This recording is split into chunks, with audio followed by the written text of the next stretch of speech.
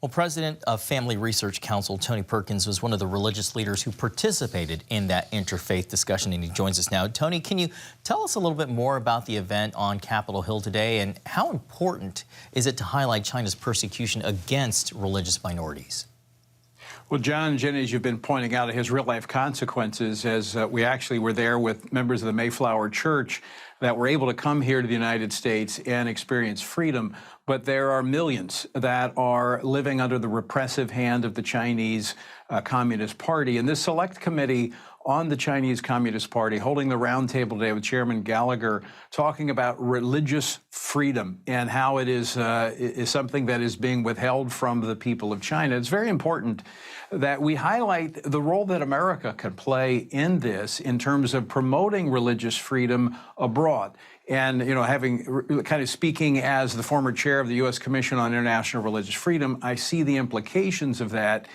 But here's our problem, John, is that we have U.S. corporations that, 23 years ago were advocating for China to have most permanent, most favored nation status so we could have trade, that our trading with them, our economic activity would change them. Well, 2 decades later, we find out that our corporations have been changed more by China than we've changed them. And we have all of these American companies benefiting from forced labor there in China. And so there's a lot of work that has to be done here in the United States to promote religious freedom abroad. Yeah. Tony, this is an issue that brings together leaders from many different faiths. In the same way, is there a bipartisan will to fight for religious freedom? Jen, I think there is. When I was chairman of the commission, we worked very closely, 9-member commission, bipartisan, and we did have a lot of success in keeping focused on that issue internationally. And I think we can continue to do that. But we have to be very honest and have an honest conversation about what is empowering China to be the repressive country that it is. We cannot be bowing before them as we see this administration doing. We cannot put economic issues over human rights issues, in particular religious freedom. American corporations need to be held accountable, and quite frankly, American consumers.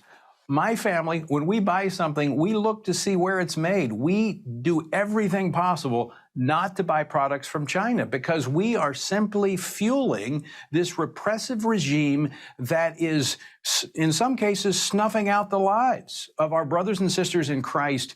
They're in China, and now they're exporting the technology that they're using to monitor and track believers in China to other repressive regimes. Tony, maybe a little bit of a tangent, but I would love to get your perspective when it comes to Live Golf and the PGA. You just mentioned not putting economic issues over human rights. I wonder if you could weigh in on that possible merger.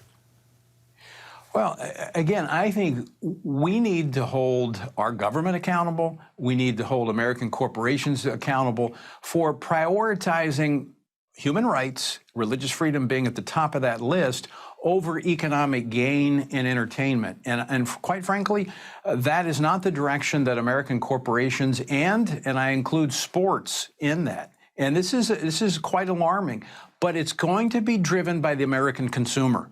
And so as we've seen the effect that consumers can have in this last couple of months with the whole Pride Month and the pushback that we've seen there, we've got to follow through, and we've got to prioritize religious freedom. And we're talking about life and death issues for our brothers and sisters in Christ. Yeah. All right, Tony Perkins with the Family Research Council. Tony, always good to have you on the show. Thank you. Thanks, Tony. Thank you, guys.